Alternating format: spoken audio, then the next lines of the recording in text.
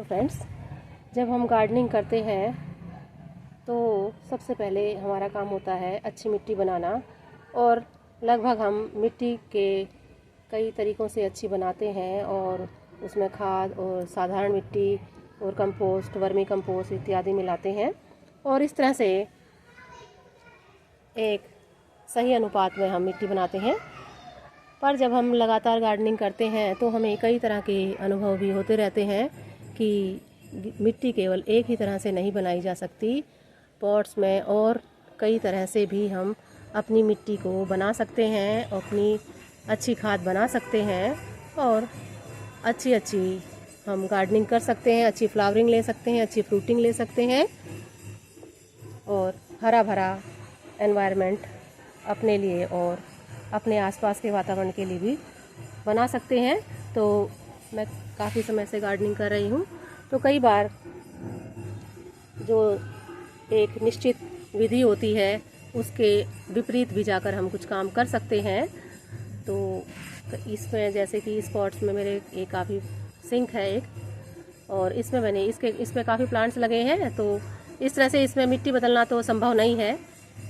अगर कभी आपके सामने भी इस तरह की सिचुएशन हो और आपके पॉट्स में कई प्लांट्स लगे हों और आपको उन्हें खाद देनी हो और अच्छी मिट्टी बनानी हो, तो आप मेरी तरह से कुछ काम कर सकते हैं फ्रेंड्स। जहाँ पर आपका कोई प्लांट्स नहीं उगा है, जैसे कि इसमें अभी विंटर के प्लांट्स उगे हुए हैं और इसमें बड्स बन रही हैं, तो मैं उखाड़ नहीं रही हूँ अभी जब तक इसमें फ्लावरिंग होती है। और इसमें कई छोटे छोटे और प्लांट्स भी उग रहे हैं, तो उन्हें भी मौका दिया जाना चाहिए कि वो भी अपने आप इतने बढ़ गए हैं तो कुछ ना कुछ फ्लावरिंग उसमें होगी।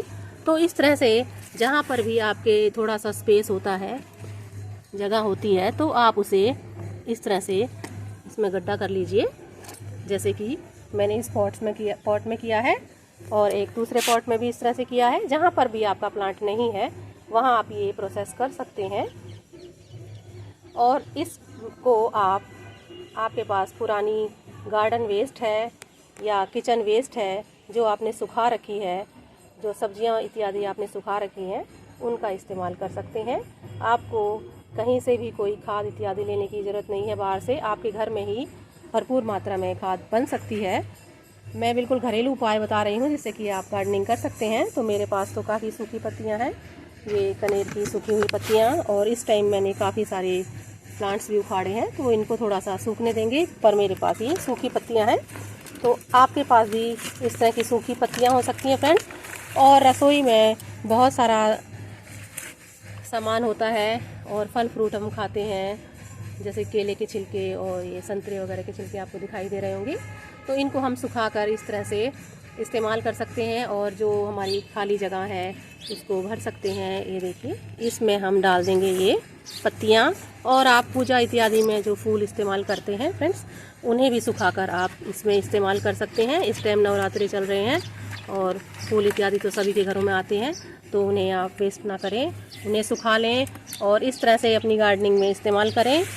ये देखिए, ये सारे फूल, टहनियाँ, पत्तियाँ इत्यादि हैं, तो मैंने ये डाल दिया है। ये ज़्यादा से ज़्यादा डाल सकते हैं आप, क्योंकि ये जब इनको हम ये थोड़े दिनों में बहुत ही कम हो जाएंगी जब इसके मिट्टी में मिलेंगी।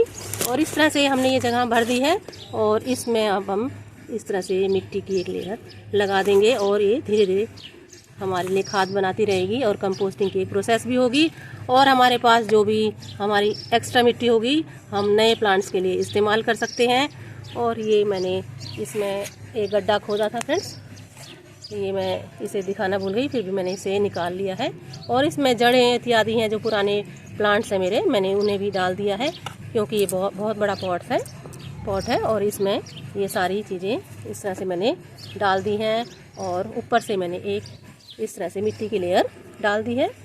तो इस तरह से आप मिट्टी बना सकते हैं और अपनी घर बैठे हुए कंपोस्टिंग कर सकते हैं और अपनी जो भी रसोई में सब्जियां इत्यादि हैं उनका इस्तेमाल भी कर सकते हैं। और इस तरह से आपके पास कूड़े का सही निस्तारण भी हो जाएगा। और देखिए, ये काफ़ी मेरे पास है, और जो भी फूल इत्यादि हैं उन्हें भी आप ले सकते हैं। और ये वाला जो है, इस गड्ढे को मैं और भर देती हूँ।